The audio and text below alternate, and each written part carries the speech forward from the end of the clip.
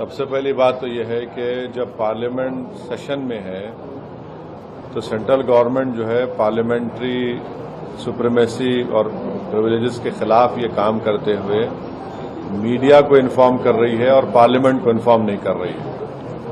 Parliament جب چل رہا ہے تو سرکار کا کام یہ کہ امیڈیٹلی آپ پارلیمنٹ کو انفارم کرتے بجائے اس کے کہ آپ نے میڈیا کو لیک کیا۔ اب جو میڈیا نے رپورٹ کیا اس کی بنیاد پر میں یہ کہہ سکتا ہوں کہ یہ جو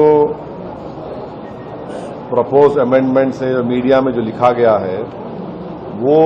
اس بات کو بتاتا ہے کہ مودی حکومت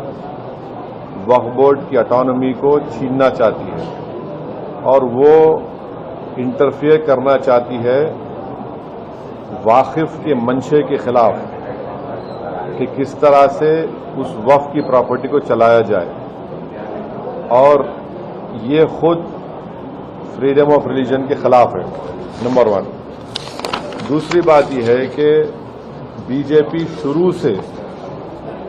وقف بورڈز اور وقف کی پراپرٹیز کے خلاف رہی ہے، اور ان کا ایک ہندوتوا کا ایجنڈا ہے، آر ایس ایس کا ایجنڈا ہے کہ وہ شروع سے وقف پراپرٹیز کو اور وقف بورڈ کو ختم کرنے کی کوششیں کرتی رہی ہیں۔ تیسری بات یہ ہے کہ اب جو میڈیا کے رپورٹس کے اوپر میں اپنا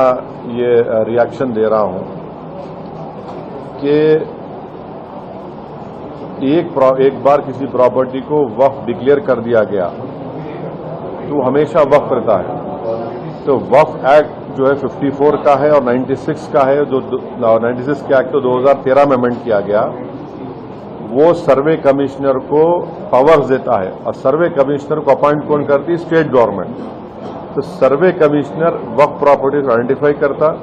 اس کے بعد لسٹ آف وقف پریپیئر ہوتی ہے سروے کمشنر کی طرف سے،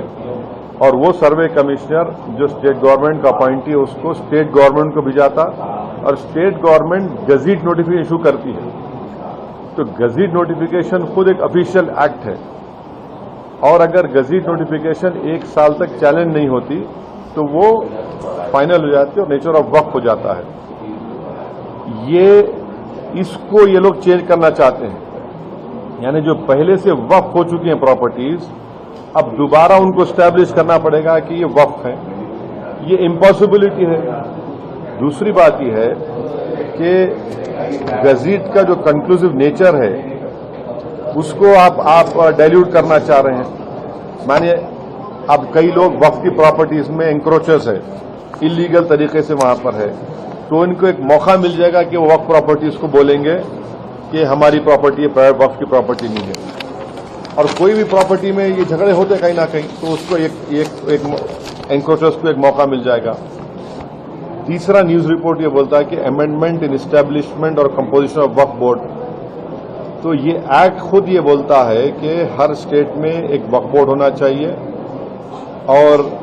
بورڈ ریسپانسبل ہوگا اس کے ایڈمنسٹریشن اور مینجمنٹ آف وقف پراپرٹیز کے لیے۔ اب اگر آپ امینڈمنٹ کریں گے اسٹیبلشمنٹ اینڈ کمپوزیشن آف وقف بورڈ میں تو ایک ایڈمنسٹریٹو کیوس ہوگا، لاس آف اٹانومی وقف بورڈ کا ہوگا، اور یہ گورنمنٹ کا جو کنٹرول ہے وقف بورڈ کے اوپر، گورنمنٹ کا کنٹرول بڑھے گا تو وقف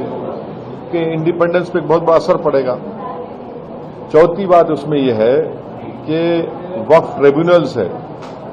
اب یہ جو میڈیا رپورٹ یہ بول رہا ہے کہ گورنمنٹ ان ٹرائیبیونلز کو ڈائلیوٹ کرنا چاہتی ہے، اب یہ ٹرائیبیونلز کے پاورز کو اب ڈائلیوٹ کر دیں گے تو پھر یہ کیسز کا کیا ہوگا؟ ان ایفیکٹو انفورسمنٹ ہوگا۔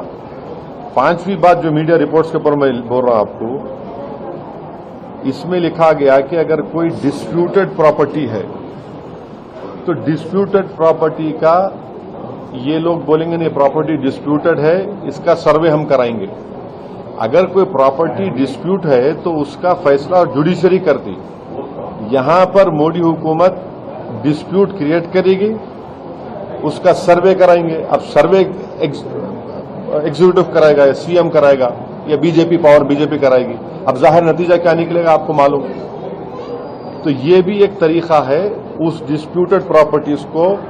ڈسپیوٹ بنانا پہلے، फिर सर्वे कराना उसका और सर्वे में रिपोर्ट लिख देना कि नहीं ये वक्फ नहीं है। ऐसे कई मस्जिद दरगाहें हैं हमारे भारत में जहां पर बीजेपी आरएसएस ये क्लेम करती है कि वो दरगाह और मस्जिद नहीं है। तो जो पावर जुडिशरी का है वो एग्जीक्यूटिव छीनना चाह रहा है उसको। और एक बात जो मीडिया रिपोर्ट्स के मालूम ये हो रही है